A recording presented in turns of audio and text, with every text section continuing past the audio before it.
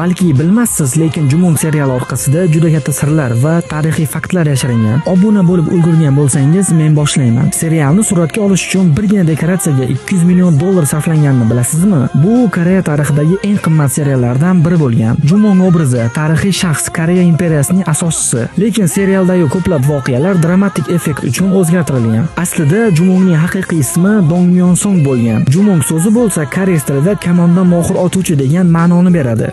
Serialda ham bunga bir necha belgilar qoldirilgan. Serial o'z davrida faqat Koreyada emas, balki O'zbekistonda ham rekord darajada mashhur bo'lgan. Hatto ko'plab odamlar koreys tilini o'rganishga qiziqa boshlagan. Eng qiziq joyi, Jumong rolini o'ynagan aktyor Son Il-guk asl hayotda ham Koreya tarixidagi buyuk shaxsning avlodidan hisoblanadi. Demak, biz ko'rgan oddiy serial aslida butun boshli tarixiy merosning sahna ko'rinishi bo'lgan xolos. Shunday bo'lsa-da, u hali ham yuraklarda o'chmas iz qoldirgan. Sizningcha Jumong tarixiy haqiqatga yaqinmi yoki ko'proq afsonami? Kommentariyada yozib qoldiring.